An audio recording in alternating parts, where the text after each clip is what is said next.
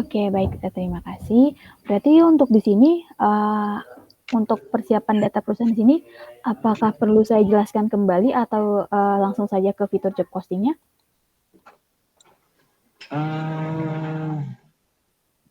Boleh sih, nggak apa-apa. Oke, baik. Di sini saya jelaskan dari awal berarti ya. Iya, oke, Nah, silakan.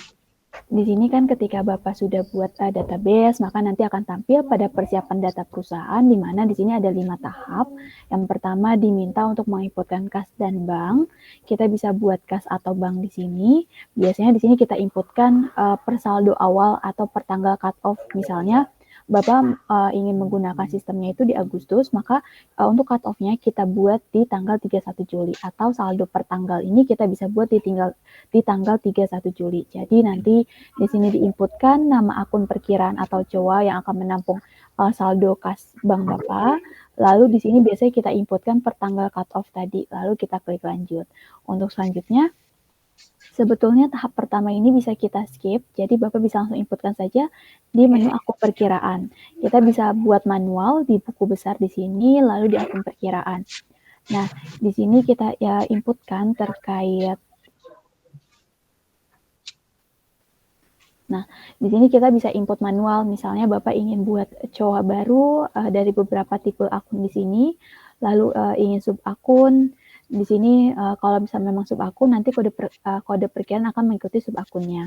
Lalu di sini nama akun perkiraan. Biasanya kalau kode perkiraan dan nama perkiraan mengikuti dengan standar kebijakan akuntansi perusahaan. Lalu kalau misalnya memang Bapak menggunakan default dari accurate, halo, kode perkiraan sama nama perkiraan itu maksudnya gimana? Misalnya di sini Bapak ada misalnya tadi persediaan, di mana misalnya persediaan di sini kalau Bapak ingin diakumulasikan kita ada namanya persediaan barang ya Pak ya. Nah, misalnya Bapak ingin buat persediaan tersendiri, di mana di sini persediaan, lalu ada persediaan di sini, lalu nanti untuk nama di sini misalnya persediaan daging ayam, lalu misalnya ada persediaan daging babi tadi. Jadi bisa di mapping per akun perkiraan tadi. Kalau bisa Bapak ingin di mapping atas persediaan ayam dan daging babi itu berbeda perhitungan persediaannya. Maksudnya akun penampungnya. Oh, berarti ini proses stok ya istilahnya. Ya, betul. Kalau ini lebih ke pos-posnya, misalnya stok Bapak biar terlihat nanti stok untuk daging babinya berapa, lalu untuk ayamnya berapa. Jadi secara accounting-nya ini bisa dibedakan, jadi tidak dalam satu akun.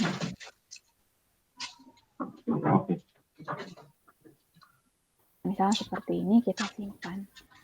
Nah, ini kurang lebih untuk misalnya Bapak ketika berjalan ada transaksi pembayaran untuk operasional, misal pembayaran beban lain atau beban-beban yang memang dikeluarkan setiap minggunya. Nah, ini Bapak bisa buat di sini untuk akun-akun bebannya, seperti itu.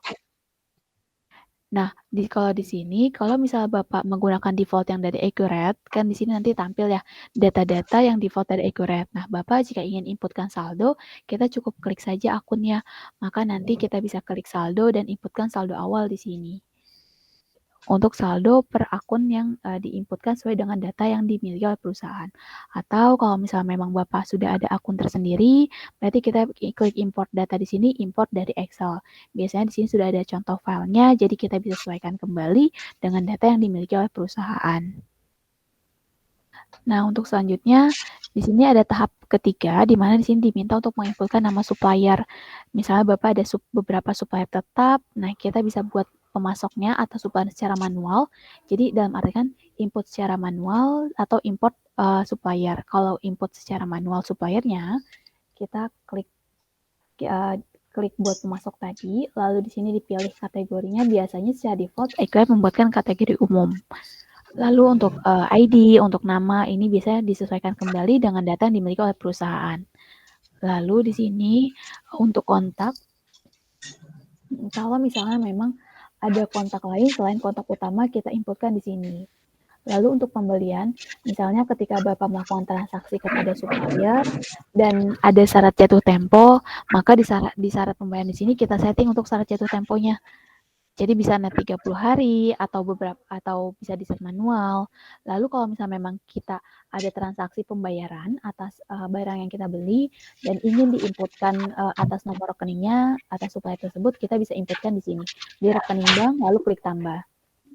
Nah, kalau misalnya di sini, kalau misalnya supplier termasuk dalam PKP, kita inputkan untuk informasi pajaknya. Lalu saldo di sini ini biasanya kita inputkan saldo awal atas supplier tersebut. Misalnya sebelum menggunakan sistem, kita masih ada saldo atau sisa invoice kepada supplier tersebut, maka kita inputkan saldo awalnya di sini. Lain-lain di sini kita inputkan, ini biasanya opsional, jadi ini fitur tambahan saja. Nah, kita simpan, kurang lebih seperti itu untuk penginputan secara manual. Jadi kalau misalnya Bapak ingin buat kembali, berarti kita buat lagi di data baru, kita inputkan kembali. Tapi kalau misalnya ingin import, misalnya suppliernya banyak dan ingin import, kita bisa klik daftar list warna hijau di sini, lalu kita klik import data, import dari Excel. Di sini pun sudah tersedia untuk contoh filenya, jadi nanti bisa disesuaikan kembali dengan data yang Bapak punya atas supplier tersebut. Nah, kalau sudah, kita masuk ke menu pelanggan di sini. Nah, kalau menu pelanggan di sini kan dalam artian kalau kalau kan Bapak jual ke pasar ya. Berarti kalau misalnya jual pasar berarti Bapak ada pelanggan tetap, ada juga pelanggan umum ya, Pak ya. Nah, di sini Bapak bisa inputkan buat pelanggan secara manual. Jadi nanti di sini inputkan kembali data-data pelanggan tetapnya, lalu alamat pengiriman kalau misalnya memang ada proses pengiriman, lalu kontak di sini kalau misalnya memang ada kontak lain selain kontak utama, penjualan di sini biasanya ini untuk informasi terkait penjualannya, pajak di sini jika memang ada informasi pajak kita inputkan. Lalu saldo di sini kita inputkan sebagai saldo piutang misalnya atas pelanggan tadi, misal pelanggan tetap. Ketika kita mau proses perpindahan ke Accurate, masih ada sisa invoice atas pelanggan tersebut, maka kita inputkan di sini untuk saldo awal piutang tersebut. Lalu lain-lain di sini Bapak bisa batasi atas piutang pelanggan tadi. Nah, itu kita klik simpan. Tetapi kalau misalnya memang pelanggan umum, misalnya belinya itu misalnya hanya sekali atau 2 kali. Nah, itu Bapak bisa gunakan di sini sebagai pelanggan umum, di mana kita akumulasikan sebagai pelanggan yang dikategorikan tidak terlalu sering membeli gitu kan. Jadi hanya sesekali saja. Nah, itu mungkin bisa kembali lagi ke pencatatan perusahaan. Apakah ingin di-mapping per nama atau per pelanggan umum tersebut untuk pembelian secara tadi hanya sesekali saja. Nah, sampai sini ada yang ditanyakan Pak sebelum saya masuk ke barang dan jasa? Oke, untuk pertama ini kas bank dulu ya, dari pertama ya saya nanyakan untuk kas bank, itu berapa bank yang bisa dimasukkan? Berapa saja Pak, sesuai gitu. Data Bapak. Itu kas bank dulu ya, terus kemudian akun perkiraan itu adalah akun stok ya Bu ya? Nah, akun perkiraan ini lebih ke akun-akun yang nantinya akan membentuk jurnal Bapak. Jadi tidak hanya akun stok, tapi misalnya di sini ada akun untuk piutang, untuk aset Bapak yang lainnya, untuk aset tetap seperti Bapak ada laptop, ada PC tadi, dan ingin dihitung akumulasinya, kita bisa inputkan di aset tetap di sini di menu. Nanti ketika kita inputkan di menu aset tetap, maka akun aset tetap ini akan tampil seperti itu. Lalu misalnya Bapak ada kegiatan beli kepada supplier, di mana kita ada jatuh tempo, dalam artian kita ada utang juga ke supplier, maka nanti utang di sini atau akun perkiraan ini nanti akan tampil membentuk jurnal dari transaksi tersebut. Jadi tidak hanya untuk akun persediaan, tetapi untuk akun-akun secara accounting-nya yang akan membentuk jurnal. Iya. Terus selanjutnya yang di bawah tadi itu ada apa namanya pelanggan ya. Saya dalam kondisi pelanggan. Di pemasok dulu. Untuk pemasok kita kan kadang-kadang kita kan ada barang-barang tambahan itu yang kita beli di pasar ya, yang tidak merupakan pelanggan tetap. Nah itu kalau gimana? Apa perlu kita masukkan dalam akun? Oh oke, berarti dalam artian, nah kalau seperti ini berarti di sini di inputnya pemasok umum saja Pak? Oh masuk umum, oke. Iya betul, jadi karena nanti kan pasti ketika memang Bapak beli ke pasar dalam artian kan maksudnya dalam artian tidak ada spesifikasi nama toko ya, maksudnya karena ini kan belinya secara umum, jadi Bapak bisa alokasikan dengan nama pemasok atau nama supplier umum. Nanti kita cukup seperti ini, kita simpan. Nanti ketika Bapak melakukan pembelian ke pasar, bisa gunakan supplier umum tadi. Oke, siap. Terus lanjut ke pelanggan ya. Tadi Ya, pelanggan. Dalam kondisi pelanggan ini seperti tadi, ada pelanggan umum yang pelanggan di mana dia akan belanjaannya sekali, 2 kali, kita tidak menentukan sebagai pelanggan tetap, itu juga sama, kita masukkan ke dalam umum dan setiap kita melakukan transaksi nanti kita akan klik di posisi umum gitu ya? iya betul Bapak. Jadi sebetulnya bisa saja Bapak gunakan nama pelanggannya, maksudnya nama pelanggan misalnya namanya Ima atau Putri atau Intan. Nah, tapi kalau misalnya memang kan kalau seperti itu berarti nanti data pelanggannya banyak ya. Padahal belinya hanya sesekali saja. Jadi Bapak bisa alokasikan ke pelanggan umum tadi. Agar Oke. nanti kalau misalnya Di memang ada pembelian, kenapa? di dalam data pelanggan itu, Hmm, sekarang kita berkaitan dengan harga nih, berkaitan dengan ya, harga. Antara pelanggan tetap dengan pelanggan umum, itu saya punya kategori harga 2, jadi ada harga grosir sama harga eceran. Nah, kalau iya. yang pelanggan tetap itu biasanya saya memberikan harga grosir, sedangkan untuk pelanggan umum itu saya memberikan harga eceran. Itu apakah harga masuk di dalam posisi ini? Iya betul Bapak. Jadi nanti ketika memang Bapak ada 2 harga tersebut, nanti kita setting dulu untuk harganya, maka nanti untuk kategori pelanggan umum, kita lebih ke umum di sini atau eceran, nanti kalau untuk tetap berarti Bapak nanti buat atas harga grosir tadi. Hmm.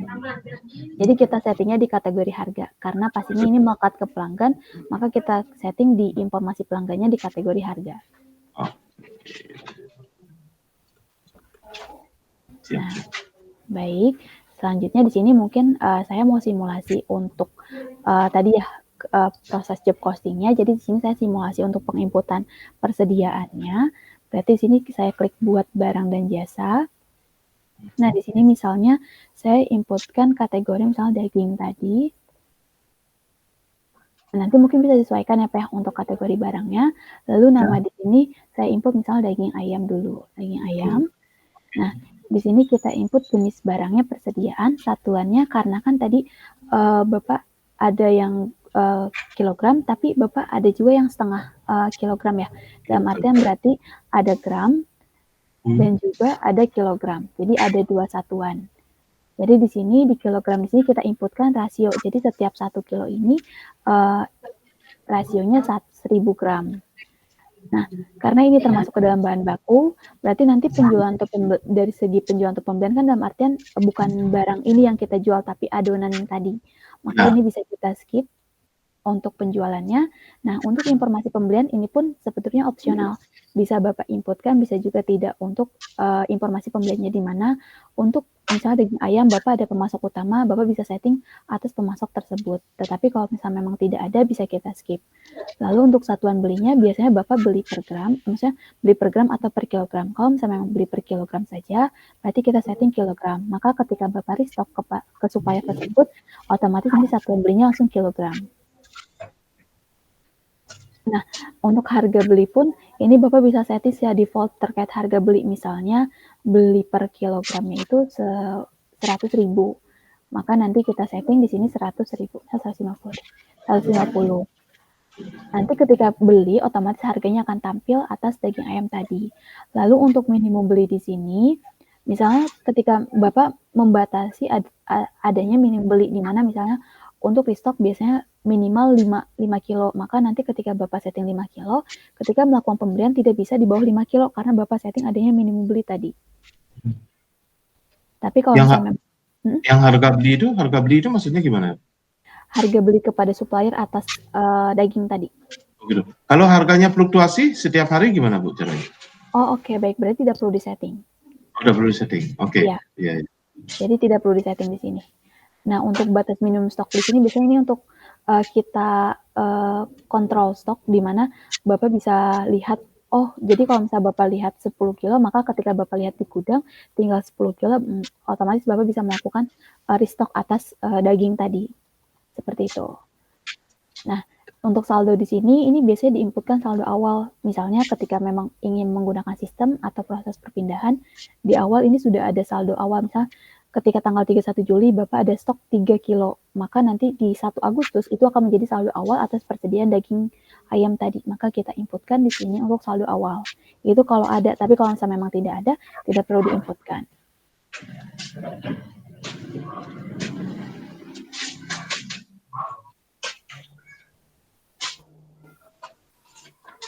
Nah, untuk tadi akun tadi yang sempat saya bilang, di mana kalau misal Bapak nanti ingin mapping, kan karena ini daging ayam misalnya, ingin persediaannya ke daging ayam, maka tadi kita buat akun dulu, kita bisa pilih bahwa persediaan ini maksudnya ke persediaan daging ayam. Jadi maksudnya untuk di akun perkiraan nanti akan mempengaruhi akun-akun yang terbentuk dari transaksi tersebut. Di sini nanti kita bisa setting untuk akun yang terbentuknya. Nah, ini saya simpan dulu. Saya buat kembali untuk yang bahan daging babi tadi.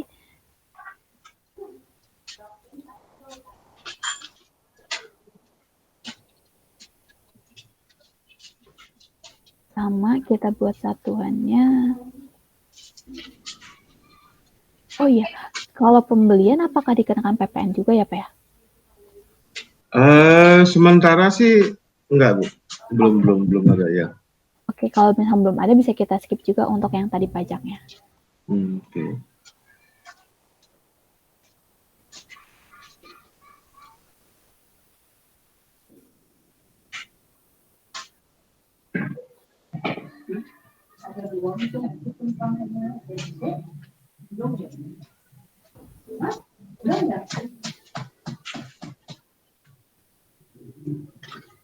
Nah, setelah kita buat bahan baku atas beberapa daging tadi, di sini karena nanti dari daging akan kita olah ke jadi adonan, maka kita buat jadi barang jadinya tadi atau adonannya tadi. Jadi sebetulnya untuk bahan-bahannya kita inputkan juga. Misalnya tadi selain daging, Bapak ada bahan-bahan lain berarti diinputkan juga di barang dan jasa. Nah, kalau di sini saya coba untuk daging saja ya Pak ya simulasinya.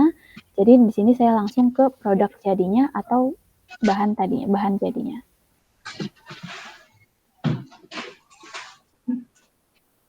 Nah, misalnya di sini adonan, misalnya saya namakan namanya adonan daging ayam misalnya Pak ya. Ya, oke. Jadi selain kita inputkan bahan-bahan sebagai produk jadinya juga kita inputkan di sini adonan daging ayam. Lalu jenis barangnya kita pilih persediaan kembali. Nah, untuk adonan daging ayam berarti jadinya tetap kilo ya Pak ya, tidak per gram. Betul. Berarti kalau misalnya memang jadinya kilo, berarti tidak per gram, kita input kilo saja. Per gram Bu kalau bisa, karena kita kan ada jual setengah kilo. Oh oke, baik. Berarti kita input per gram dan juga kilo. Berarti tetap untuk satuannya kita pakai 2 satuan.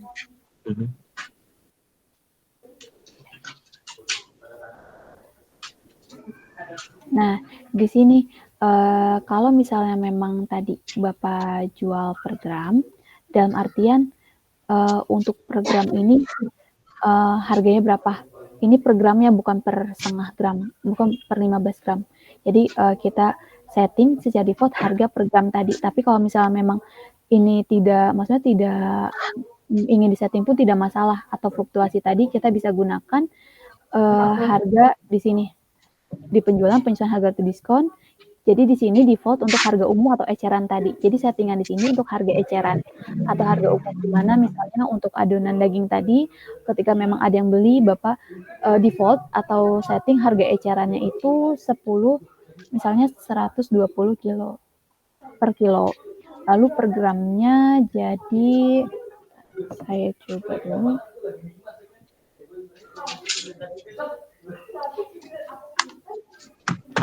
Sebentar saya coba hitung dulu.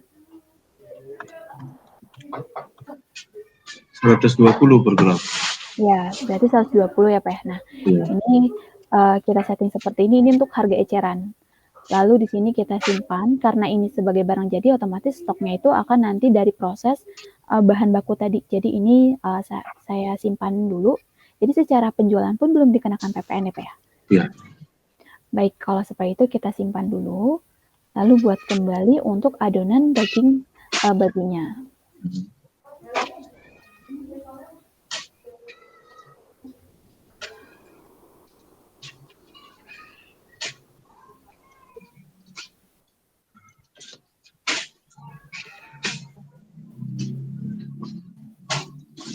Nah,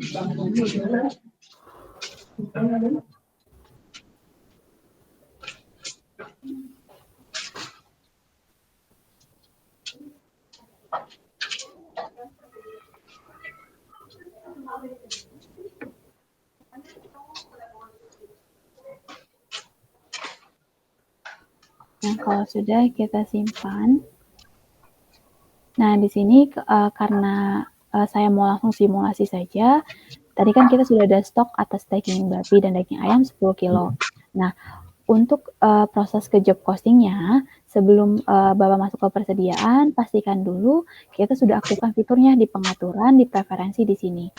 Nah, di sini kita bisa pilih atas fitur, di persediaan, namanya produksi sederhana. Kalau misal memang sudah kita pilih dan kita simpan, nanti akan tampil di persediaan. Nah, nanti akan tampil pekerjaan pesanan, penambahan bahan baku, dan penyelesaian. Nah, di pekerjaan pesanan sini biasanya kita inputkan bahan bakunya. Jadi, seluruh bahan baku yang terjadi untuk proses produksi tadi, kita inputkan di sini. Lalu secara penyelesaiannya cukup, karena ini sederhana, dari pekerjaan pesanan, kita cukup langsung ke penyelesaian atas output atau adonan daging ayam tadi. Tapi kalau misalnya memang ketika proses produksi masuk bahan-bahannya, ternyata ketika mau penyelesaian ada bahan-bahan yang kurang, kita bisa inputkan penambahan bahan baku di sini. Di penambahan bahan baku. Nah, di sini saya simulasikan, misalnya daging ayam tadi. Nah, kita pilih daging ayam. Nah, di sini kita masuk misalnya 10 kg untuk daging ayam tadi.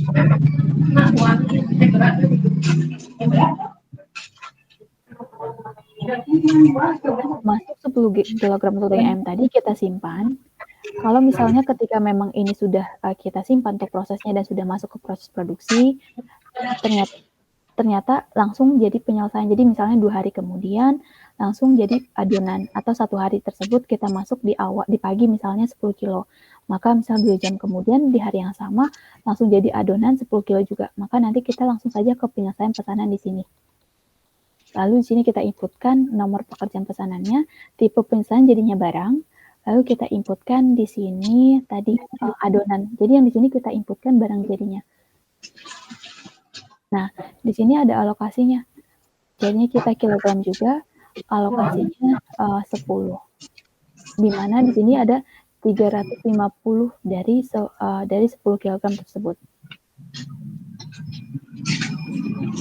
Nah, seperti ini. Kita klik lanjut, lalu simpan. Maka ketika memang ini sudah sampai penyelesaian pesanan, otomatis nanti di barang dan jasa di sini, untuk adonan daging ayam, nanti ada stok 10 kg.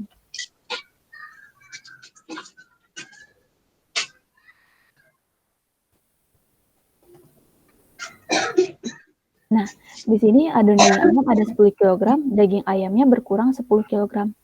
Jadi, dari daging ayam ini sudah jadi adonan daging ayam, seperti itu. Nah, ini untuk yang daging ayam, saya ulangi lagi untuk yang tadi adonan daging babi. Jadi, nanti kita masuk ke persediaan kembali, lalu ke pekerjaan pesanan. Di sini diinputkan bahan-bahan yang masuk ke dalam proses produksi. Selain daging babi, nanti misalnya ada beberapa bumbu lain, atau misalnya ini kita inputkan di sini juga.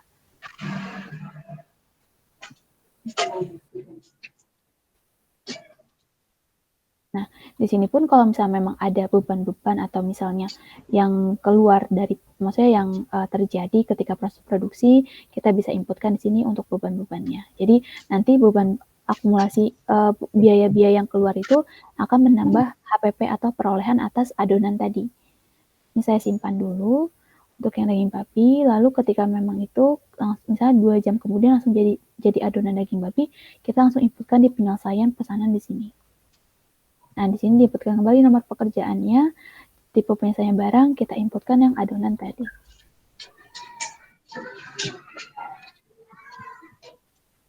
Kalau misalnya memang jadinya langsung 10 kg, maka di sini kita ganti juga satunya langsung 10.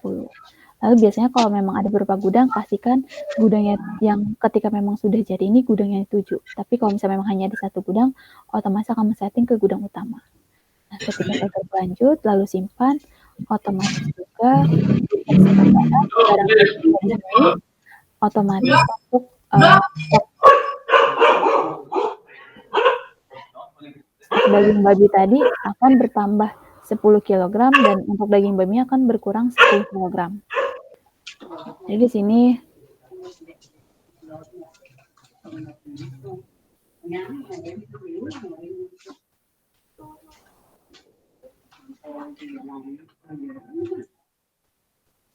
nah, 100 kilo yang masuk ke dalam proses produksi, lalu bumbu gede tadi masuk ke dalam proses produksi.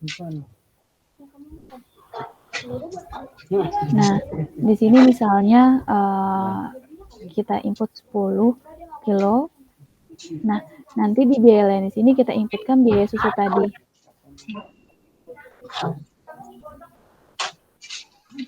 Nah, biaya susu di sini nanti kita inputkan 319 tadi atas biaya susut dari daging tadi. Jadi kita inputkan sini 319, kita klik lanjut. Nah, nanti 319 ini akan menambah ke alokasi biaya di sini di daging dan bumbu gede. Kalau ini sudah kita simpan. Nah, nanti kalau misalnya sudah seperti itu di persediaan kita masuk ke penyelesaian pesanan di sini. Lalu di sini saya inputkan kembali untuk nomor pekerjaannya. Sini daging.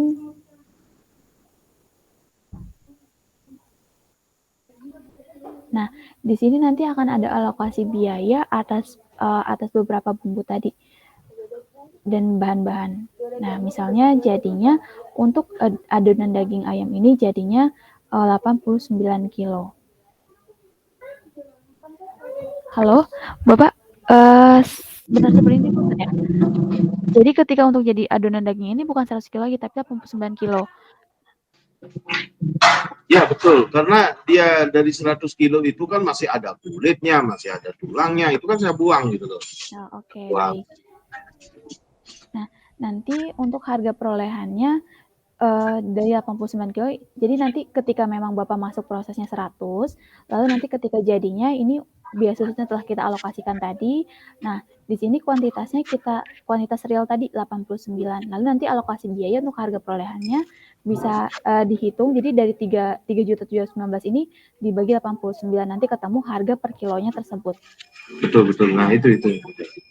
Oke, kalau seperti itu ini kita simpan.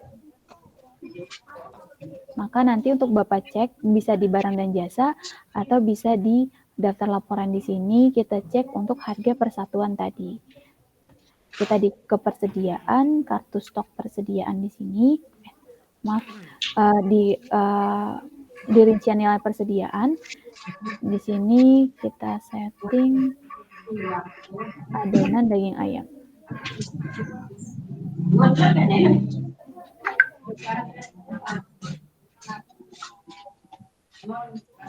Nah, di sini kita ada kuantitas masuk 89 kilo dengan nilai masuk sekian. Jadi nanti harga perolehannya atau harga per kilonya dari nilai masuk di sini dibagi kuantitas masuk. Seperti itu. Ada yang ingin tanyakan kembali atau dikonfirmasi untuk prosesnya? Sebentar. Ini yang harga apa namanya? Yang harga 80 yang pasokan masuk 89 kilo ini sudah tercampur bumbu gitu, apa semuanya apa belum? Apa baru potongan daging aja? Artinya sudah apa termasuk sudah bumbu, Bapak. Jadi nanti sudah termasuk bumbu, sudah proses ya? Iya. Iya, sudah termasuk bumbu, Pak. Jadi seperti tadi prosesnya karena ini sederhana, nanti bahan-bahannya Bapak inputkan di sini semua secara keseluruhan, baik itu daging, bumbu dan lain-lain. Lalu misalnya seperti ini. Nah, ini kan saya inputkan misalnya daging ayam, bumbu gede, lalu nanti ada bumbu sambal, ada gula aren, kita inputkan secara keseluruhan di sini. Lalu nanti di penyelesaian pesanan kita input sebagai adonan daging olahan tadi. Lalu nanti adonan tersebut realnya ketika memang selesai sudah termasuk ke dalam bumbu-bumbu itu berapa kilo. Ya, jadi nanti seperti ini. Jadi kita alokasikan jadinya ini untuk daging ayam olahan ini berapa kilo. Nanti untuk alokasi dari bumbu-bumbu dan daging-daging tersebut yang akan nantinya kita peroleh sebagai harga per kilo atas adonan tadi. Nah, itu maksud saya, untuk biar kita bisa menentukan harga dasarnya jadi berapa, persentase keuntungannya berapa kan? Iya. Mhm. Nah, baik. Nanti di sini kan kita ketemu, ini mungkin ilustrasi dasar ya. Jadi nanti Mhm.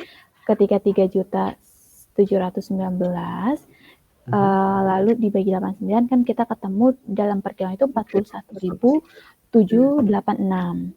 Oke. Nah, itu masuk menjadi harga dasar ya? Iya betul, harga dasar dari adonan tersebut.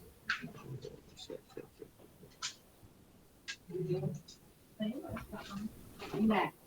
Nah, untuk selanjutnya, jadi kan harga dasarnya kita ketemu 41,786 per kilo. Ya, Nanti betul. ketika Bapak melakukan penjualan kan tadi Bapak ada harga grosir sama harga eceran ya atau harga umum. Nah, Siap. misalnya nah untuk setting adanya harga umum dan harga eceran, berarti di sini kita bisa kalau harga eceran atau misal ke pelanggan umum, kita tidak perlu setting pun tidak masalah. Tetapi kalau untuk harga grosir, kalau misalnya Bapak ingin setting per pelanggan tersebut, berarti kita ke penjualan ke penyesuaian harga atau diskon di sini. Lalu nanti di sini kita input grosir. Nah, kita input kategori penjualnya grosir, kita simpan. Lalu di sini kita input adonan daging ayam tadi. Nah, harga di sini misalnya harga untuk per kilo misalnya kita setting tadi kan harga grosirnya itu 120 maaf harga ecerannya kan 120 per kilo. Nah, misalnya di sini untuk harga gramnya ini saya setting per kilo itu jadi 150 atau jadi 100.000. Ini grosir kita input harga per gramnya 100 perak. Lalu nanti untuk kilonya kita setting kembali. Maaf. Kalau grosir dia apa namanya, Lebih murah. minimal satu kilo, minimal 1 kilo Oh, kalau grosir. oke baik. Berarti kalau itu berarti untuk harga gram tidak perlu ya? Tidak perlu. Oh, Ya, oke baik. kalau eceran baru perlu. Oke baik. Nah berarti di sini misalnya harga grosir biasanya lebih murah ya Pak ya? Iya, lebih murah. Dia harganya 50.000 per kilonya. Oh, oke baik. Mungkin di Ya, sini saya coba maksudnya dibedakan 10.000 dari harga ya betul, betul. eceran ya. Nah, Oke. di sini nanti kita setting kembali. Jadi harganya ini 10.000 di bawah harga eceran. Nah, sudah seperti ini kita simpan. Nah, ketika Bapak sudah buat harga grosir tadi, ketika Bapak buat pelanggan di menu penjualan lalu di pelanggan di sini, jadi kan karena tadi Bapak data tampilan dashboard di sini tertutup ya, maka nanti untuk membuat pelanggan Bapak bisa di menu penjualan lalu di pelanggan di sini. Nah, di sini misalnya kategorinya penjualan grosir, kita bisa buatkan lalu misalnya namanya CV grosir misalnya. Ya. Lalu nanti di penjualan di sini kita setting kategori harganya bukan umum tapi grosir tadi. Nah, ini syarat pembayaran pun jika memang ada syarat pembayaran kita setting untuk syarat pembayarannya. Nah, di sini saya simpan. Jadi nanti perbedaannya kalau misalnya sudah setting seperti itu, ketika kita melakukan penjualan, biasanya kalau misalnya Bapak melakukan penjualan itu langsung dibuatkan faktur saja kah? Atau memang ada proses pesanan dulu, lalu ke pengiriman, baru ke faktur? Langsung faktur. Langsung faktur. Baik, kalau Karena misalnya proses faktur, pesanan dia itu hanya lewat WA, pesan saya pesan umpamanya 100 kilo tolong dikirim hari ini ya, ya begitu aja. oh Jadi oke, baik kalau langsung faktur. Oke, baik. Kalau misalnya seperti itu, saya ke penjualan lalu ke faktur penjualan di sini. Nah, ini anggapannya saya coba ke harga umum dulu ya atau eceran. Misalnya Ya. pelanggan umum. Nah, pelanggan umum di sini ketika kita pilih adonan daging tadi untuk dijual, maka kita bisa setting per gram, lalu di sini per kilogram. Nah, di sini belinya misal untuk pelanggan umum tersebut hanya 5 kilo misalnya, dengan harga per kilo itu 120. Nah, kita klik lanjut, lalu simpan. Atau kalau misalnya pelanggan umum kan biasanya cash ya atau tunai. Nah, Ya. di sini Kalau misal langsung cash, jadi ketika memang Bapak input di faktur penjual langsung cash, berarti Bapak bisa langsung ke proses pembayaran di sini. Jadi bisa langsung ke proses lalu pembayaran. Nah, untuk selanjutnya di sini kita setting untuk banknya atau akun yang untuk terima uang kas tadi atau uang cash tadi, kita input di mana. Misalnya, kan kalau bank misal untuk transfer, misalnya untuk kas. Nah, misalnya ke sini, ke kas, lalu kita input, sebentar, saya coba ke kas kecil. Nanti mungkin nama kas Bapak bisa disesuaikan ya Pak ya. Nah, Iya. ini saya input misalnya ke bank atau banknya kas. Nah, metode bayarnya tunai, karena ini secara keseluruhan pun cash, jadi kita langsung saja hitung nilai pembayaran. Jadi nilai pembayaran dan faktur yang dibayar jika memang sudah sama, maka ini bisa kita langsung simpan. Kalau misalnya di sini sudah sama untuk nominal pembayarannya. Nah, itu kurang lebih untuk pelanggan umum atau cash tadi. Nah, kalau misalnya untuk pelanggan tetap, misalnya untuk yang grosir tadi, kita input misalnya CV grosir tadi.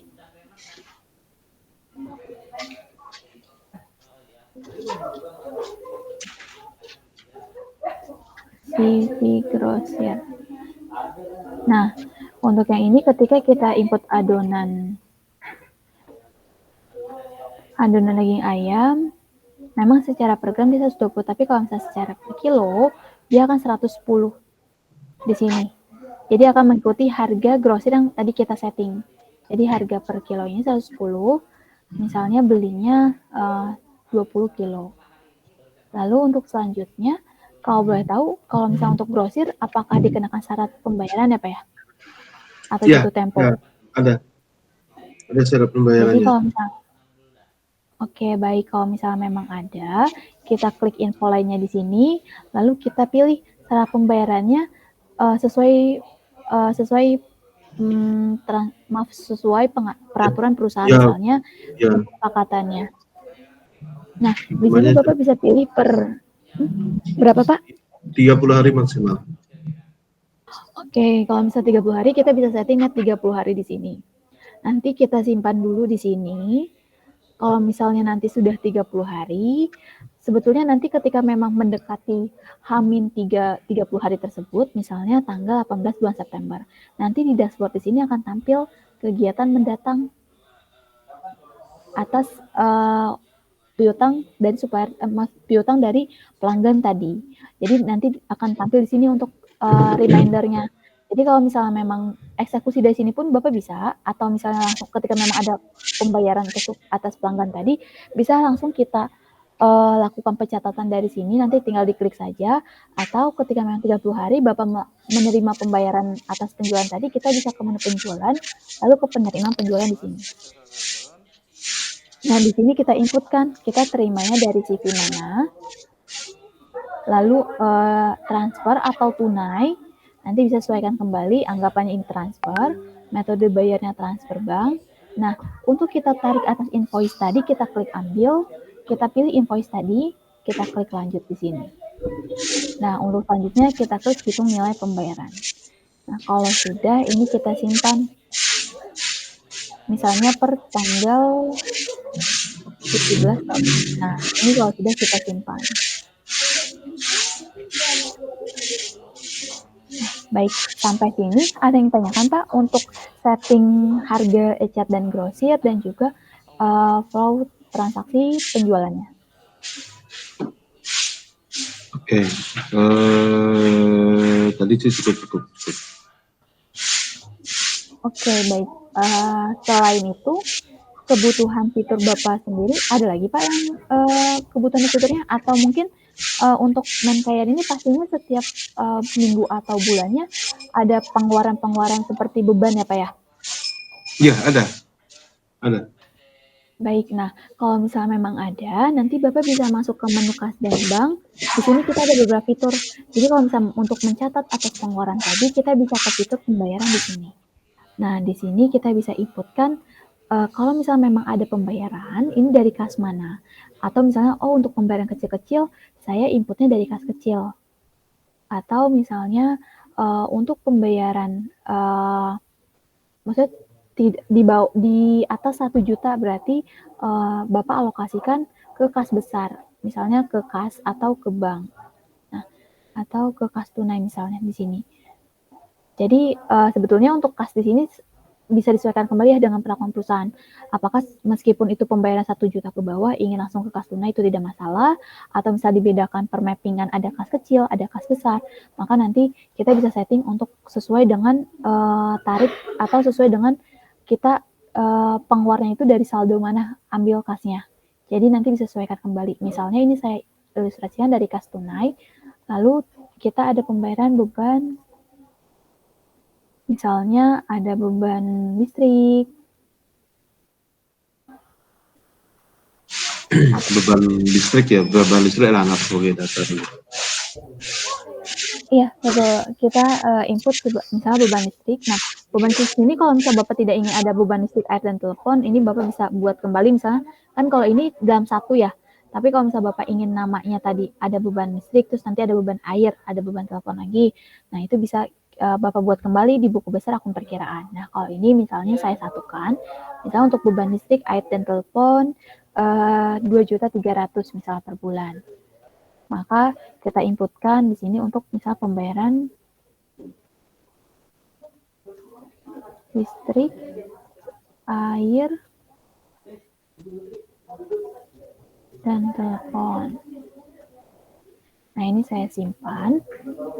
Nah, di sini kita bisa klik juga catatannya. Misalnya pembayaran, nama pembayaran listrik. Jadi sebetulnya kita ilustrasikan seperti ini atau kita buat secara lengkap seperti ini agar nanti ketika memang kita ingin cari data atas pengeluaran tersebut, kita bisa mapping, bisa tracking gitu.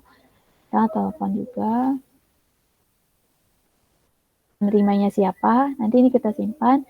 Jadi nanti di sini ketika Bapak ingin lihat kemarin untuk uang 2.300.000 ini saya ada pembayaran apa.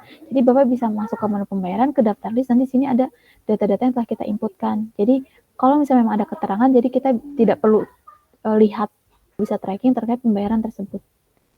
Nah, itu kurang lebih untuk transaksi pembayaran. Nah, kalau misalnya Bapak ada penerimaan kas, tetapi di luar dari menu penjualan atau pembelian, maksudnya di luar dari menu penjualan, Bapak bisa input di penerimaan kas di sini. Kalau misalnya memang ada kas tunai, tapi tidak melalui proses transaksi penjualan, maka nanti kita inputnya di penerimaan di sini. Baik, nah saya mau konfirmasi untuk fitur yang tadi saya jelaskan dari awal, persiapan data perusahaan, fitur persediaan dan job costing-nya, pembelian, penjualan, dan kas, ada yang ditanyakan Pak atau dikonfirmasi kembali untuk penjelasannya? Oke, baik Bapak. Nah, di sini kolom atau menu pengaturan di sini ada beberapa fitur, di mana ada preferensi. Di sini kita untuk setting fitur-fitur yang Bapak butuhkan. Misalnya tadi di awal Bapak belum aktifkan job costing, maka nanti fiturnya Bapak bisa aktifkan di pengaturan preferensi di fitur di sini. Jadi preferensi di sini fungsinya kita untuk mengaktifkan beberapa fitur yang Bapak butuhkan. Bentuknya jurnal dari transaksi. Jadi di sini lebih ke informasi perusahaan, di preferensinya. Lalu untuk fitur, jadi fitur-fitur di sini tampil sesuai dengan fitur yang Bapak pilih di tab fitur di sini. Jadi dari fitur perusahaannya, penjualan, pembelian, dan persediaan. Nah, ini Bapak bisa, kemudian Bapak bisa atur kembali yang tadinya Bapak aktifkan, lalu Bapak ingin nonaktifkan, maka kita bisa nonaktifkannya dengan cara di-unchecklist saja, seperti itu. Nah, untuk selanjutnya, untuk baik, ya, ada yang tanyakan, Pak? Saya kembalikan lagi ke fitur, kemudian akses grup, apa fungsinya itu? Oke, untuk akses grup dan pengguna di sini ini saling berkaitan, di mana kalau misalnya database ini atau database Menkayaan ingin ada 2 pengguna. Jadi misal ada Bapak dan juga ada staf Bapak atau misal ada tim Bapak yang lain. Maka nanti Bapak sebagai pengguna pertama atau administratornya, nanti di sini untuk tambahkan tim Bapak, kita ke pengguna di sini atau penambahan user. Jadi di sini kita inputkan, ya pengguna sini untuk penambahan user tadi. Kalau penomoran satu, penomoran itu maksudnya penomoran di apa? Baik, untuk Di faktur. penomoran ini sebetulnya di penomoran form, Bapak. Jadi ya, kalau misal fakturnya dari kita, nanti kita bisa setting penomoran fakturnya di sini. Jadi kan Artinya secara default, berapa digit angka yang kita inginkan gitu ya? iya betul Bapak. Jadi kan secara default di sini Equal sudah membuatkan ya atas penomoran faktur penjualannya. Nah, di sini sudah ada penomoran faktur penjualan dengan format seperti ini.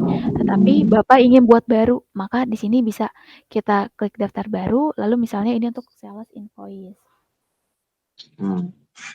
Nah, nanti tipe transaksinya faktur penjualan dan ingin di resetnya ini per bulan kah, per tahun atau per hari, misalnya per bulan.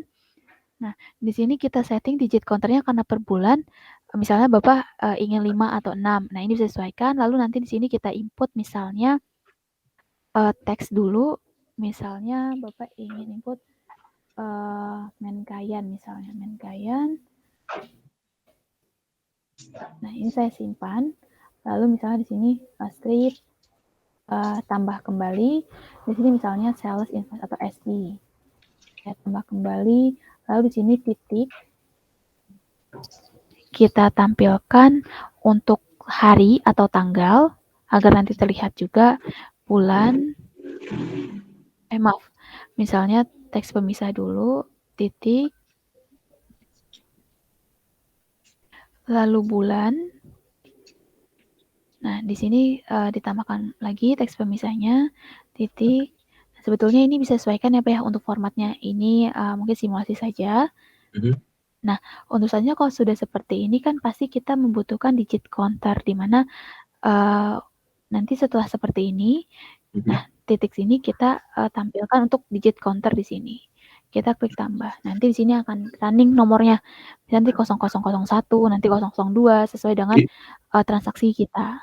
Artinya dia jalan terus ya, setiap kita melakukan transaksi dia secara otomatis jalan terus ya? Iya betul Bapak. Jadi di sini digit counternya kalau Bapak setting 3 berarti nanti hanya 3, ketika memang sudah full, maksudnya setiap bulannya pasti dia akan ganti kembali untuk reset tiap bulannya ini. Nah, terus untuk setiap bulannya itu kan tadi ada tanggal, bulan, dan tahun ya. Tanggal, bulan, dan tahun di depannya itu. Dia berganti sesuai dengan sesi bulan kita? Iya betul Bapak. Oh, secara otomatis ya, seperti itu ya? Iya betul Bapak. Oke, Jadi siap-siap. nanti Karena ini saya butuhkan sekali di Pemda, karena kemarin dari Pemda itu sempat menanyakan tentang penomoran invoice seperti itu. Oh oke, baik. Nah, nanti mungkin ketika Bapak pertama kali buat invoice, di sini nomor kan secara default nanti akan tersetting ke faktur penjualan ya. Ya. Ini default yang dibuatkan accurate. Nah, pastikan ketika memang pertama kali buat invoice, diklik dulu kita pilih invoice yang telah kita buat atau penomoran yang telah kita buat. Artinya yang Jadi sudah jalan apa yang sekarang? yang Bapak buat baru. Oh, yang buat baru. Iya. Nanti ketika memang tersimpan, otomatis untuk selanjutnya dia akan mengikuti settingan yang Bapak inputkan di sini.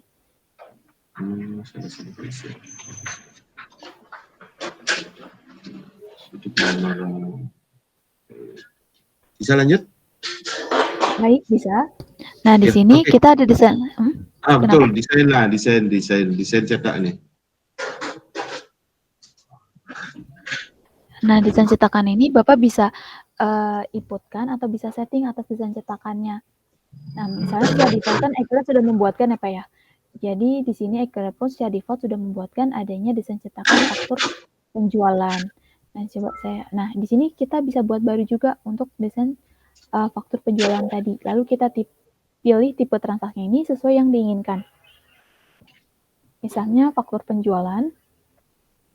Lalu layout dasar di sini dalam artian desain terkait kertas yang kita gunakan. Nah, ini bisa disesuaikan dengan kertas yang Bapak gunakan tersebut. Nah, di sini saya coba default saja, lalu pilih. Nanti untuk kita lihat desain cetakannya, ketika memang sudah tampil seperti ini, kita klik buka desainer di sini. Nah, untuk selanjutnya di sini, otomatis nanti akan tampil berupa desain cetakan seperti ini. Jadi untuk penambahan logo dari perusahaan Bapak ini atau Menkaya ini, kita bisa klik 2 kali untuk logo di sini, nanti akan terkoneksi. Lalu nanti kita pilih untuk logonya. Nah, misalnya ini. Nah, untuk selanjutnya, karena ini misalnya tidak sesuai untuk posisinya. Nah, ini bisa Bapak atur dimension dan positionnya. Seperti ini. Jadi sebetulnya ini lebih ke pengeditan agar outputnya sesuai dengan yang diinginkan perusahaan. Terus itu untuk di desain cetak ini setiap cetak nggak bisa kita langsung munculin logo. Apa harus setiap gini harus kita klik lagi 2 kali? Kalau misalnya di pertama ini Bapak sudah inputkan logo, untuk selanjutnya itu bisa. Tapi kalau untuk awal Bapak harus input dulu. Harus input dulu. Inputnya di mana? Iya, betul. Di desain cetakan ini tadi yang 2 Oh, di kali. desain. Oh, berarti Iya. begitu kita input pertama ini dia langsung nyimpen ya? Ya, jadi nanti ketika Bapak sudah input begini, udah ada logonya, cukup disimpan saja di sini.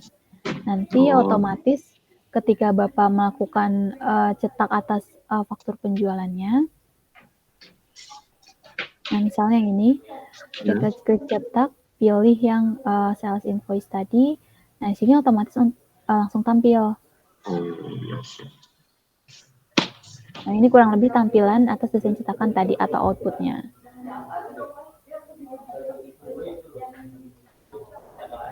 Nah, Di ada dalam lagi, Pak? desain cetak ini apa juga menggunakan peralatan apa namanya itu ya, yang langsung ada alat printnya itu, yang langsung ada layarnya itu, yang desain seperti orang sistem penjualan sekarang itu, alat kasir itu, yang kecil dalam bentuk HP tapi langsung ada kertas printnya itu. Apa ini juga di program ini juga didesain seperti itu? Oh oke, iya Bapak kalau misalnya memang Bapak tadi ketika memang sebentar, misalnya ini jadi sesuai dengan printer yang Bapak gunakan. Kalau misalnya tadi Bapak gunakannya, misalnya di sini saya coba SI misalnya.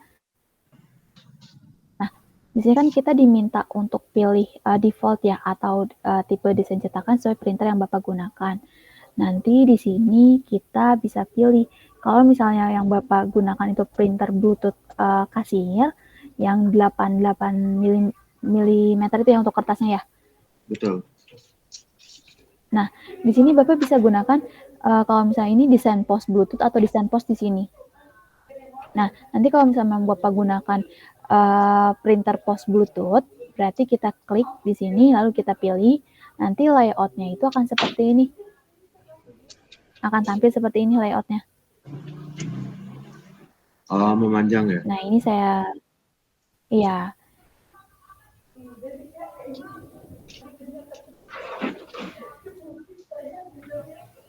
Nah, kurang lebih nanti akan, nah saya preview, kurang lebih nanti tampilnya akan seperti ini. Nah, seperti ini.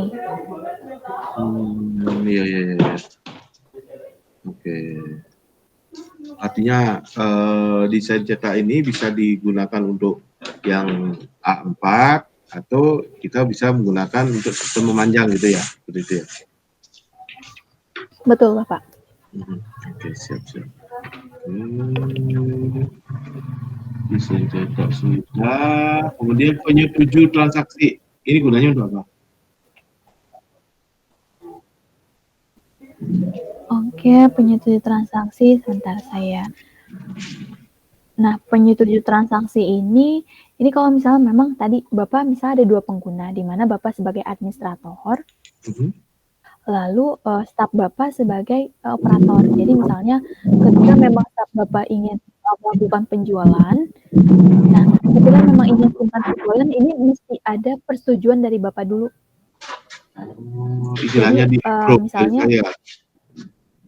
iya betul, approve misalnya, oh untuk penjualan ini ketika memang tersimpan, otomatis kalau misalnya Bapak belum menyetujui atau Bapak belum approve, nanti transaksi tersebut tidak bisa tersimpan, masih jadi draft. Tapi ketika Bapak sudah setujui atau approve, otomatis transaksi tersebut baru tersimpan atau baru diakui adanya pendapatan atau penjualan. Tapi pelaksanaan penjualan sudah jalan kan, artinya tidak harus menunggu saya gitu kan. Tapi memang saya perlu istilahnya perlu yang namanya approve. Nanti pada saat approve, kita kan tujuannya kenapa kita perlu approve, karena kita kan lepas mereka. Nah, berapa di mereka dapat penjualan supaya yang namanya pertanggungjawaban itu ada. Kita kan artinya sorenya itu umpamanya saya datang dari kantor, saya cek penjualanmu hari ini berapa? 2 juta Pak, gitu umpamanya. 2 juta mana ininya apa namanya? Oke, saya approve. Jadi kan saya terima gitu kan. 2 juta itu artinya saya setujui gitu. Nah, itu contoh seperti itu. Tapi penjualan yang sudah berjalan dari pagi itu sampai sore itu kan artinya tidak perlu menunggu approve saya gitu.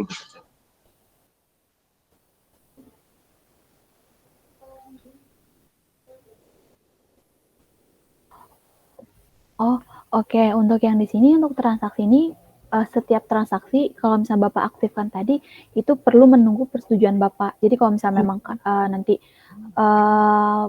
tim Bapak atau staff-nya Bapak melakukan transaksi penjualan, ketika aktifkan fitur tersebut, maka nanti untuk setiap penjualan itu Bapak harus menunggu persetujuan Bapak dulu. Jadi secara transaksi realnya memang sudah terjadi transaksi, tetapi secara pencatatan di sini ini belum tersimpan sebagai pendapatan, jadi masih sebagai draft. Jadi secara transaksi memang sudah iya, jadi nanti apalagi kalau misalnya memang ada tunai, ketika Bapak belum approve, otomatis nanti adanya di faktur penjualan saja, tidak bisa ke proses ke pembayaran, atau stafnya Bapak tidak bisa memproses adanya uang masuk karena di sini masih perlu menunggu persetujuan Bapak di faktur penjualannya. Seperti itu. Berarti itu istilahnya proses penjualan yang ditungguin langsung oleh bosnya, kan gitu istilahnya. Artinya disetujui langsung oleh bosnya. Iya. Yang saya maksud tadi bukan. Yang saya maksud tadi adalah di dalam aplikasi ini nanti sebelum dia melakukan pelaporan hasil penjualan itu harus saya approve. Artinya seperti tadi saya bilang, dia dari pagi jualan nih, saya dari pagi saya tidak mengawasi toko, saya lepas begitu aja. Nah, nanti sorenya dia nyetor, nih Pak, saya setor hasil penjualan 2 juta gitu namanya. Nah, dari hasil setor per 2 juta kan saya ngecek mana hasil setoranmu, baru saya approve. Apa seperti itu gitu? Enggak ya? Enggak, kalau misalnya untuk accurate online ini belum ada, tapi kalau misalnya untuk yang Bapak mau sebetulnya itu kalau misalnya nanti Bapak menggunakan sistem kasirnya accurate, kita ada di mana Bapak nanti bisa cek terkait data laporan karyawan-karyawan Bapak atau staf-staf Bapak atas penjualan tersebut per hari itu. Jadi nanti ketika memang Bapak sudah cek, baru di situ status laporan itu sudah diperiksa. Tapi kalau untuk di accurate online-nya itu belum ada. Oke, siap.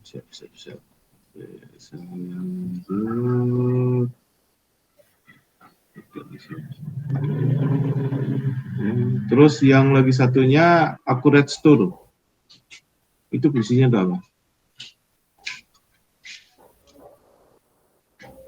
Accurate Store ini kalau misalnya memang Bapak ingin terintegrasi dengan beberapa omnichannel misalnya atau beberapa aplikasi lain, misalnya seperti contohnya kalau misalnya tadi sempat yang saya bilang, misalnya Bapak gunakan Accurate online sebagai back office, lalu untuk sistem kasirnya Bapak gunakan Accurate POS dari Accurate juga, maka nanti kita installnya di Accurate Store di sini.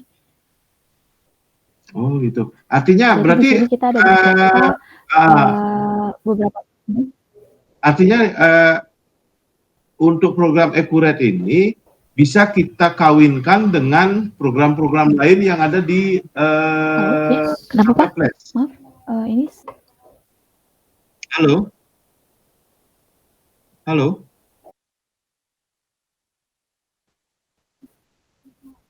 Halo, ya. Ya, Pak. Maksud saya gini, berarti untuk program Accurate ini bisa kita kawinkan dengan beberapa aplikasi yang berkaitan dengan marketplace itu loh. Maksudnya seperti itu? Oh, bisa Bapak, selagi memang aplikasinya itu ada di sini di Accurate Store. Jadi kalau misalnya memang aplikasi yang Bapak masuk itu ada di sini, dalam artian berarti bisa kita integrasikan. Tetapi kalau ada berarti kalau yang tidak ada, ya, berarti belum bisa. Oh, ya gitu ya. Siap. Saya kira bisa kita cari langsung secara umum, kita tinggal ketik di pencarian, langsung dikawinkan gitu. Nggak bisa ya?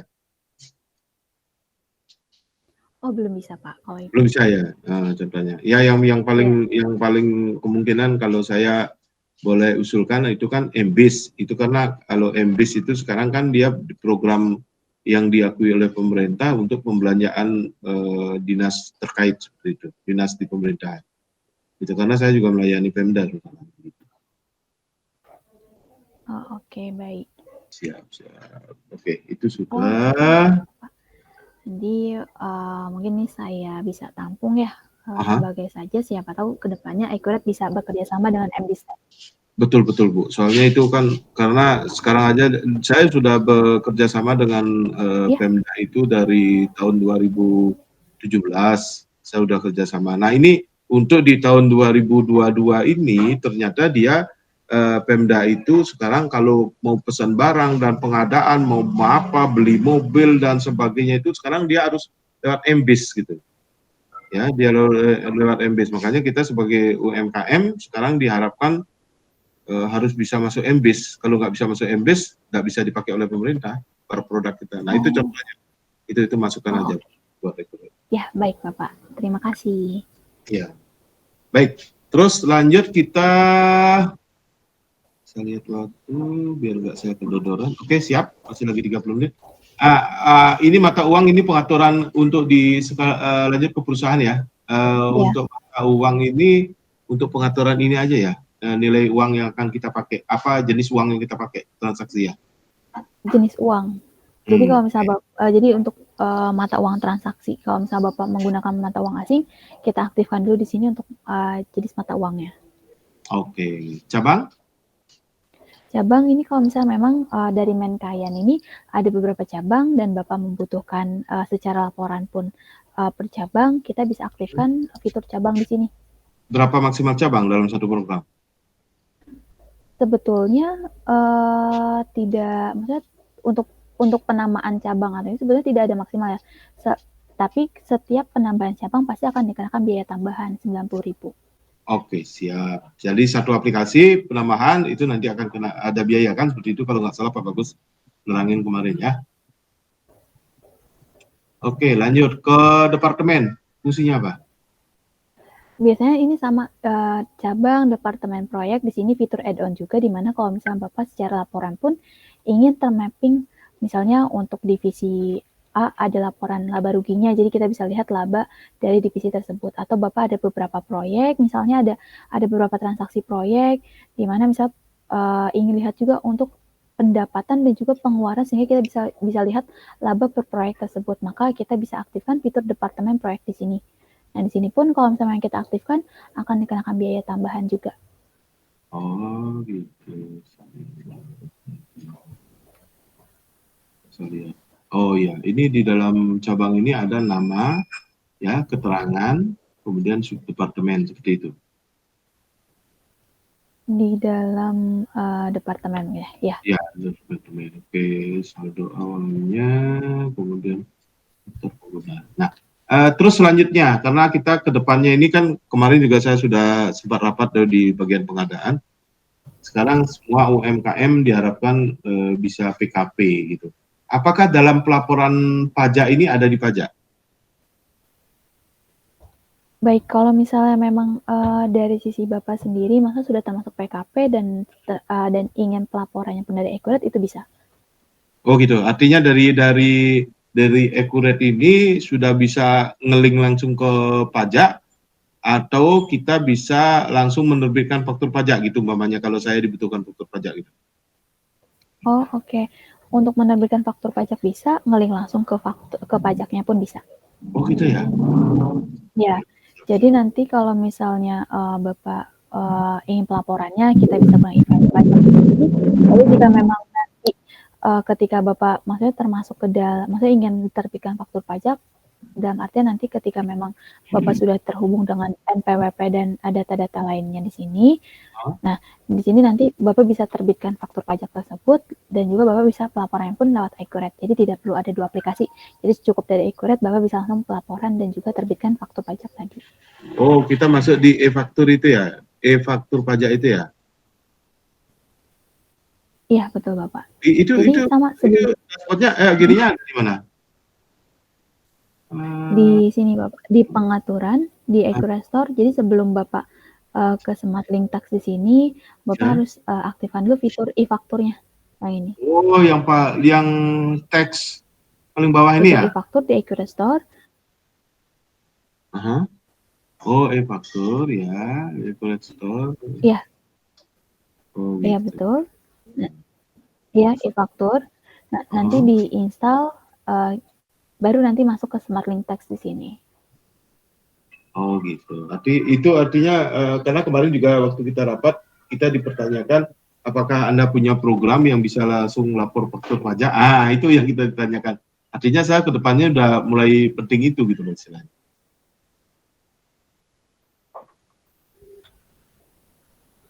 Seperti ini ya. Iya. Ya, jadi sebetulnya kalau misalnya Bapak ingin tadi penguploadan terkait faktur pajak dari Accurate di sini mungkin kalau misalnya memang masih 1 sampai 50 per bulan itu masih gratis, tetapi kalau misalnya memang lebih dari 51 sampai 200 nanti akan dikenakan biaya per faktur pajaknya di sini. Oh gitu. Tapi kalau untuk Maksudnya 51 apa itu? 51 lembar apa 51 transaksi? 51 misalnya transaksi 1 sampai 50 atas faktur pajak tersebut masih gratis, tapi nanti transaksi faktur pajak yang ke-51 sampai 200 itu akan dikenakan biaya tambahan per faktur pajaknya 1.500. Nah, itu dah per transaksi jadinya kan seperti kan yang dihitung kan? Iya. Iya, betul. Oh, bukan nilai nominal ya? Bukan, per faktur pajaknya. Syarat pembayaran?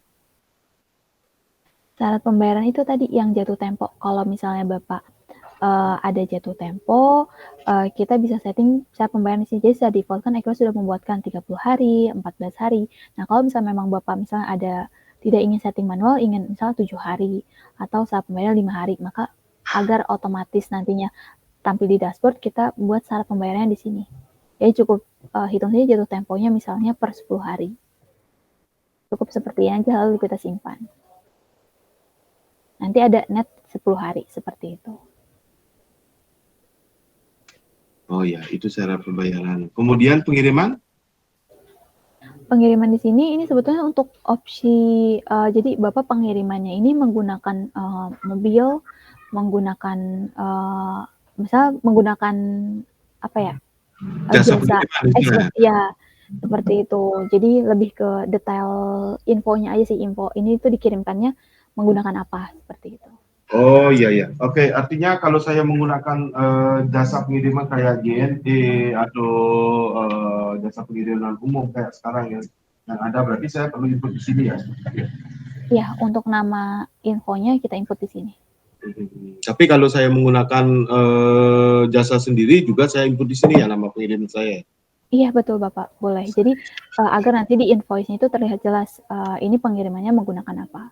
Betul. Nah, karena itu juga kemarin sempat dipertanyakan karena istilahnya kita kan dunia online ya sekarang ya, semakin semarak takutnya nanti barang hilang gitu. Barang sudah terkirim tapi di lokasi nggak nyampe. Nah, itu pengirimnya lewat apa, itu di invoice diminta supaya dicantumkan. Nah, itu. Oh, oke. Nah, Itu sebetulnya muncul nggak Bu di invoice? Umpamanya saya ketik nih, saya kirim barang hari ini lewat JNE gitu kan. Itu lewat JNE, perusahaan umum kan. Nah, itu begitu saya ketik di sini JNE, kemudian disimpan, kemudian di invoice muncul? Tidak otomatis muncul sebetulnya Pak. Kita harus pilih dulu. Jadi nanti misal pengiriman di sini, nanti Bapak pilih. Oh iya betul. Pengiriman lewat JNE. Oh iya. Iya siap. Ya karena itu sekarang penting itu diminta sama rekan saya karena katanya takutnya kalau tidak disampaikan itu ngirimnya lewat mana terjadi keterlambatan dia kan bisa komplain gitu. Oh iya betul. Biro yang dipakai. Oke siap. Itu pengiriman sudah. Kemudian FOB ini apa nih? Ini lebih ke kalau misalnya memang ada ongkir ya Pak ya.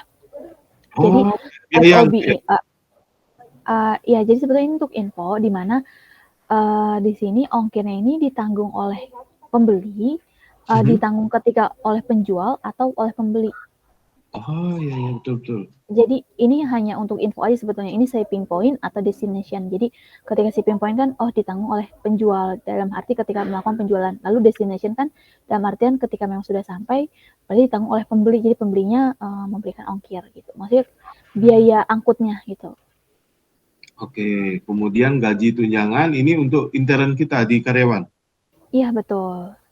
Jadi Dan ini untuk kolom-kolom nanti yang ada di pencatatan gaji. Jadi pencatatan gaji kan secara default Eko membuatkan ternyata Bapak ada potongan, maksudnya ada penamaan kolom atas potongan atau penambahan kolom atas tunjangan gitu kan. Nah kita bisa buatkan penambahan kolomnya itu di gaji atau tunjangan, tapi pencatatannya kita masuk di buku besar pencatatan gaji. karyawan ini data diri karyawan. Iya betul. Data diri karyawan. Oke. Transaksi berulang maksudnya gimana? Transaksi berulang ini misalnya Bapak ada transaksi yang tiap bulan, misalnya Bapak ada pembayaran yang tiap bulannya sama. Misalnya, oh ini jangka waktunya 6 bulan. Lalu misalnya bulan pertama Bapak misalnya kayak beban sewa misalnya Pak ya, saya coba simulasikan. Misalnya Bapak ada pembayaran beban di mana transaksinya ini setiap bulan nominalnya sama. Jadi kita gunakan transaksi berulang. Misalnya beban sewa. Artinya beli pulsa listrik 1 bulan bisa 2 kali gitu namanya, seperti itu. Seperti itu ya?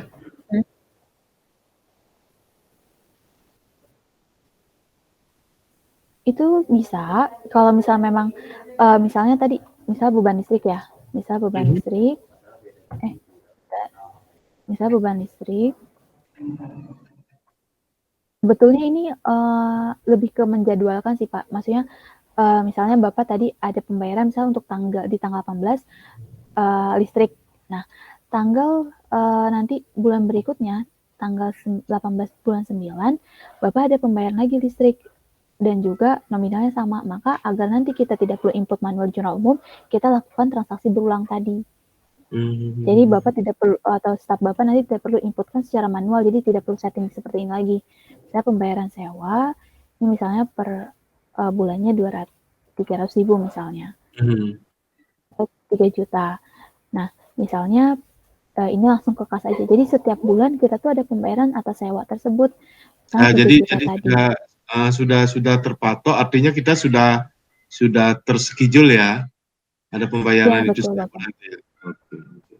Iya, jadi mungkin nanti caranya agar bisa kita eksekusi per bulan. Jadi ketika memang kita sudah input di sini, nah ketika kita input seperti ini kita harus lakukan namanya setting dulu transaksi berulang di sini. Nah, nanti sini pilih misal pembayaran sewa. Nah, kategori atau periodenya di sini karena ini per bulan kita pilih bulanan. Jadi sebetulnya harian pun bisa, mingguan, 2 mingguan, bulanan, 3 bulan, 4 bulan. Jadi sesuai dengan real transaksi. Nah, untuk pembayaran sewa ini untuk berapa kali? Nah, nanti kalau misalnya memang untuk 12 kali, nanti akan termapping atau terschedule untuk 12 kali. Nanti eksekusinya di sini. Jadi secara realnya transaksi kita di form tersebut, tapi eksekusi tiap bulannya kita ke perusahaan ke transaksi berulang di sini. Nanti di sini sudah ada tampil nih transaksi-transaksi seperti ini pembayaran sewa kedua. Nanti untuk eksekusi bulan 9-nya kita klik lalu kita jalankan. Jadi nanti otomatis akan masuk kembali ke form yang sama tapi dengan tanggal yang berbeda. Lalu cukup kita simpan. Jadi Bapak dan tim tidak perlu input kembali. Jadi setelah seperti ini kita cukup simpan saja. Otomatis nanti kita sudah mencatat adanya beban sewa di bulan September tersebut. Nah, di sini pun nanti akan jadi tereksekusi.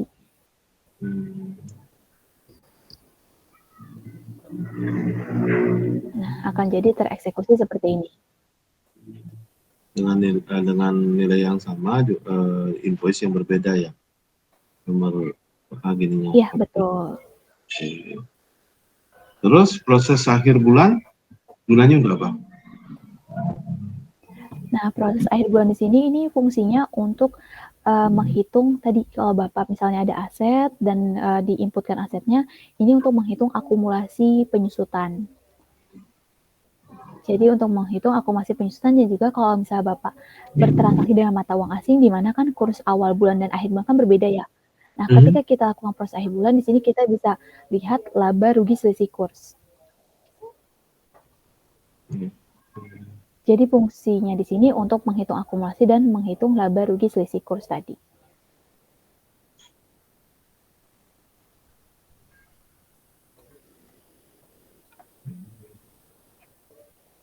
Terus kontak ini bisa terintegrasi dengan nomor HP kita? Kontak, sebentar saya coba. Oh, di sini sebetulnya di sini sesuai dengan dataan yang Bapak input. Jadi ketika memang Bapak input di supplier dan baik itu supplier atau pemasok di sini, nanti kalau misalnya memang ada handphone, di sini akan tampil kontak di sini, tapi tidak langsung terintegrasi dengan kontak yang HP, tidak langsung terintegrasi seperti itu. Jadi sesuai dengan dataan yang Bapak input saja di sistem. Oh gitu. Baru Saya bisa kira tampil datanya. artinya, tak, maksud saya gini, setelah nanti data itu kita input, ya semua kita lengkapin, ada alamat emailnya, ya, terus ada nomor handphonenya. Nah, itu jika terjadi trouble pembayaran atau trouble pengiriman, apa kita bisa langsung Accurate itu mengontak pihak pelanggan yang lambat pembayaran? Oh, oke. Kalau itu belum bisa, Pak. Belum ya? Iya, belum bisa kalau itu. Kalau kirim email nggak bisa juga? Artinya saya tinggal bisa ya? Iya. Jadi kalau Bapak kirim invoice atau kirim itu lewat email bisa, tetapi kalau misal untuk reminder ke emailnya atas tagihan piutang atau itu belum bisa. Jadi kalau misalnya kalau kirim form seperti misalnya ada pelanggan tetap melakukan penjualan, maksudnya melakukan pembelian atas CV grosir tadi. Nah, kita bisa cetak invoice-nya atau kita bisa kirimkan email atas invoice tadi. Jadi cukup seperti itu saja. Oh, berarti kita harus klik secara manual kirim email gitu ya? Iya, betul, Bapak. Oh, bukan berarti seperti tadi kan ada informasi jatuh tempo. Jadi 3 hari sebelum jatuh tempo, kita sudah diingatkan oleh Accurate bahwa ada pembayaran yang menjelang jatuh tempo, kan gitu kan? Iya. Betul. Nah, setelah ada pembayaran mau menjelang kalau itu belum ya. Dan begitu sampai jatuh tempo per tanggal 30 istilahnya jatuh tempo, dan pihak si pembayar belum juga mengirim transfer ke kita, akhirnya secara otomatis Accurate akan mengirimkan email ke pembeli itu, bukan begitu ya? Oh, kayak reminder gitu ya, Pak ya? Ya, betul, kayak reminder langsung. Oh iya, kalau itu belum bisa, Pak. Belum ya. Berarti kita harus kerahkan secara manual ya, istilah kita instruksikan secara manual dulu ya.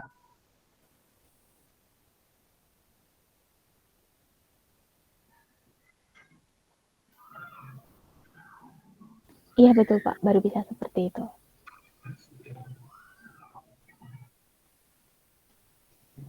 Terus transaksi favorit, transaksi yang bisa kita lakukan setiap hari gitu atau setiap bulan? Oh, pencetakan.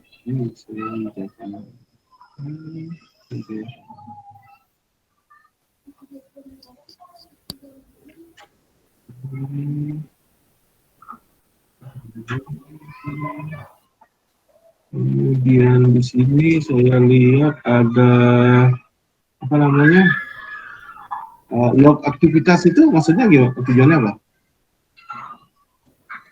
Oh, log aktivitas ini untuk Bapak mengkontrol terkait kegiatan atau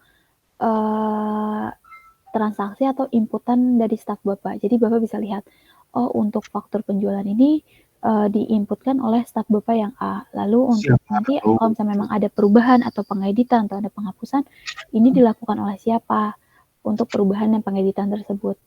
Seperti itu kalau Bapak memberikan akses. Baik, nah, saya lanjut aja ya. Dibuat oleh siapa? Oh, boleh.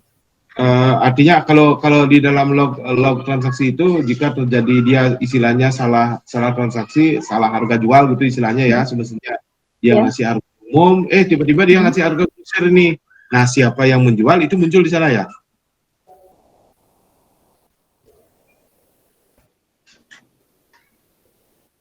Halo?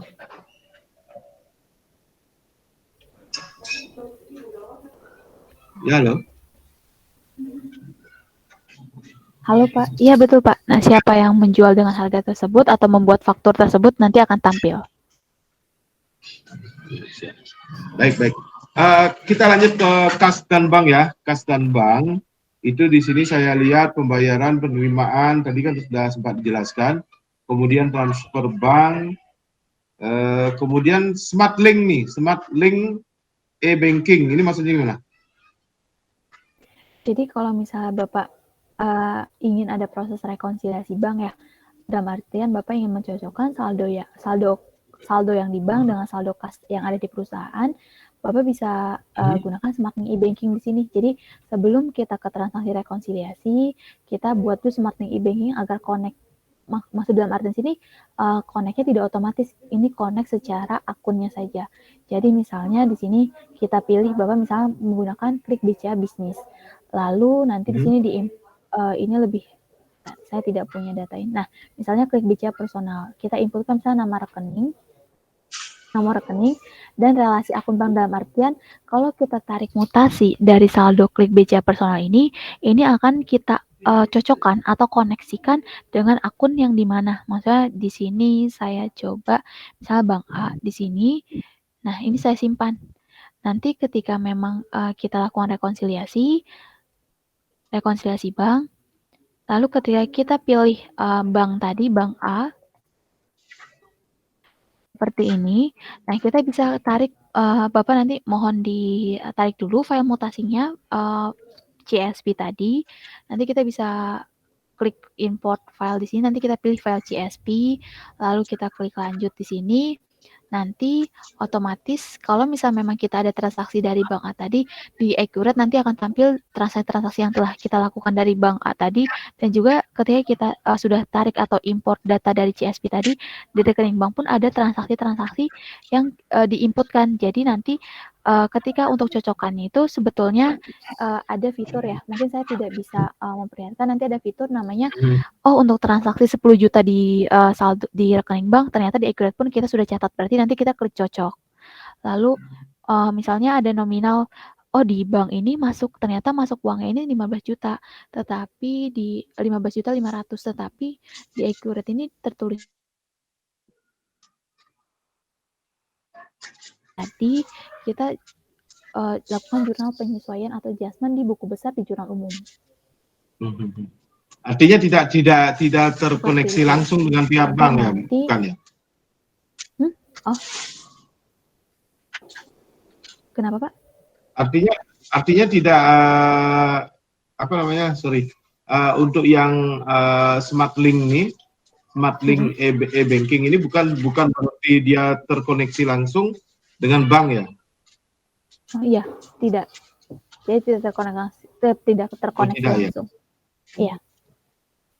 Oh, saya kira dia terkoneksi langsung, akhirnya dia bisa membaca kondisi rekening real kita di bank itu. Saya pikir seperti itu. Oh, kalau untuk itu tidak. Tidak ya, karena itu kan berarti pihak Accurate harus punya hubungan link langsung dengan bank kan itu istilahnya.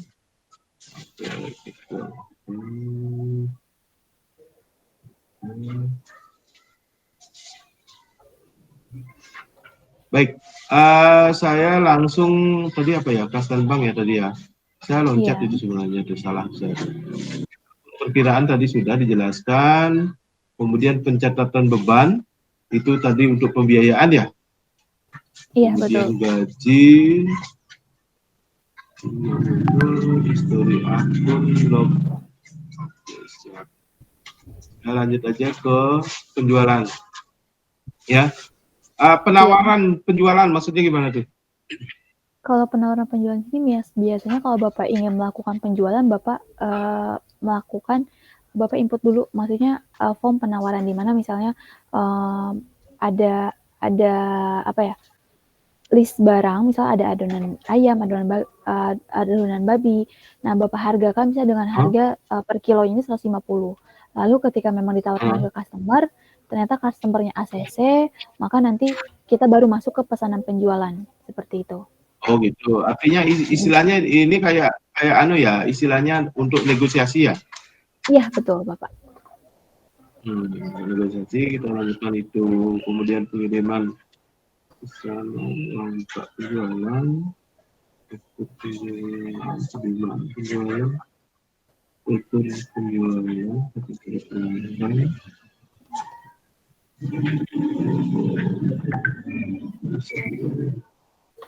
Nah, kalau kita mau melakukan penjualan itu lewat apa?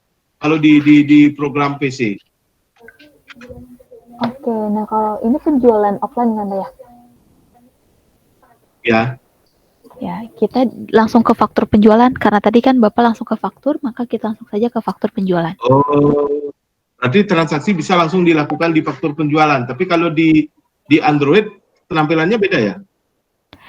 Kalau di Android, kalau misal Bapak gunakan iCloud Lite, nanti Bapak bisa langsung ke penjualan saja, ke menu penjualan. Menu penjualan langsung. Oke, Ya. siap. Terus untuk menyingkat waktu, saya lanjut aja ke ini, apa namanya, pembelian. Pesanan pembelian.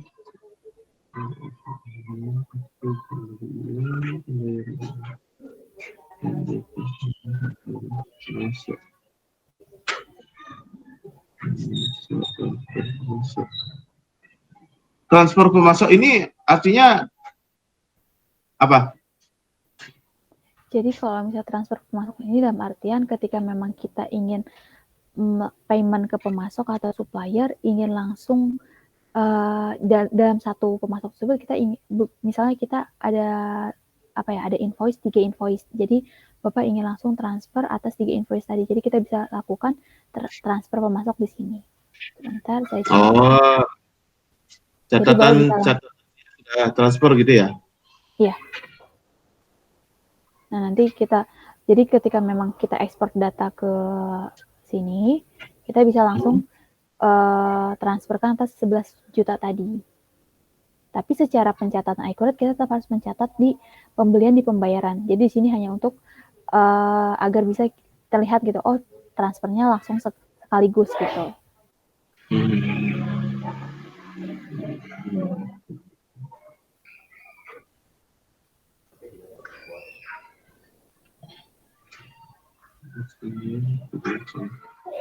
Nah oke. Untuk produksi itu berarti saya di jobnya langsung masuk di persediaan ya, di job pekerjaan pesanan itu ya.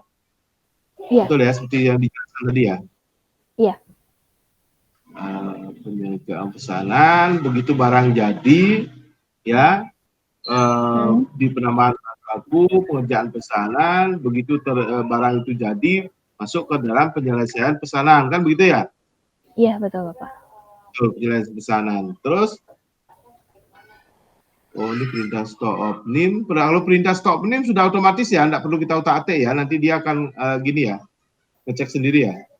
Oh, kalau ini kita harus setting dulu, Pak. Jadi di perintah stock setting opening ini, ya Bapak harus setting. Misalnya ini mulai stock opening itu tanggal berapa, lalu penanggung jawabnya siapa. Nanti di sini diinputkan email penanggung jawab tersebut.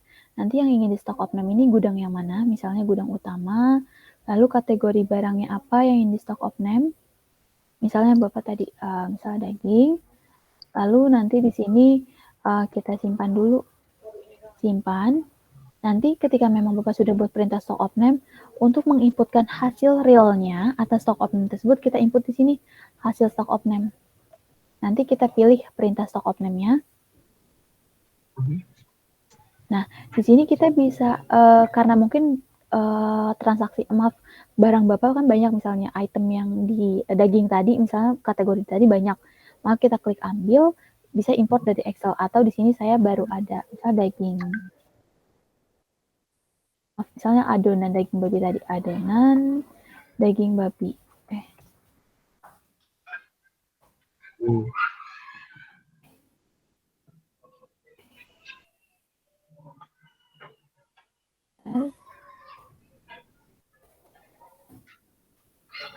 Misalnya di sini saya input, oh iya maaf. Nah, karena tadi saya pilih daging, misalnya daging babi nih. Ternyata kan tadinya di sini kan stoknya kosong. Ternyata secara realnya ada 2 kilo. Maka di sini kita inputkan realnya, real secara fisiknya itu berapa. Jadi di hasil stok omnem ini yang kita inputkan real secara fisiknya ini berapa. Nah, ini sudah kita simpan. Nanti untuk eksekusinya, kita ke persediaan kembali lalu ke perintah stok omnem. Di sini kita klik daftar list, lalu kita pilih untuk perintah yang tadi baru kita buat. Dan di sini masih dalam perhitungan. Lalu untuk agar sistem memperhitungkan sendiri, jadi langsung mencocokkan sendiri, karena kita sudah input hasil realnya, kita klik proses omnem di sini. Lalu kita klik ya, kalau misalnya hasil stok omnem itu sudah sesuai. Nah, otomatis ini baru ada namanya penyesuaian stok. Nanti bisa lihatnya di menu persediaan, penyesuaian stok barang. Nah, di sini per tanggal 18. Nah, sini nanti ada tampil nih penyesuaian stok 20 gram atau 2 kilo. Atau 2000 harusnya, 2000 gram. Berarti 20 kilo. Iya. Itu artinya barang-barang yang tersisa 20 kilo. Ya, ini penyesuaian. Penyesuaian dalam artian dari proses omnem tadi, misalkan bisa bertambah, bisa berkurang ya. Misalnya yang di sistem misalnya ada 5, ternyata ternyata di fisiknya ada 8. Maka nanti selisih atas stok tersebut akan masuk di penyesuaian stok barang. Tapi secara realnya dia nanti Bapak bisa lihatnya di persediaan lagi, tapi di kartu stok persediaan, nanti kita pilih yang daging babi tadi, baru di sini akan tampil 2 kilo tadi. Maaf, daging.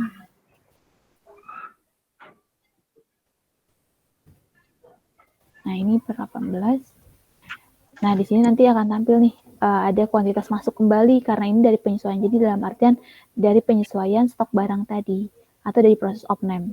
Kita ada bertambah stok sekian.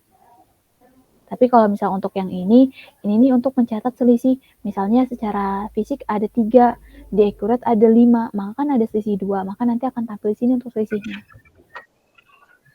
Kalau ini apa namanya itu Mbak? Contoh nih, saya dalam 1 bulan saya ingin tahu, dalam 1 bulan saya ngabisin ayam berapa ya?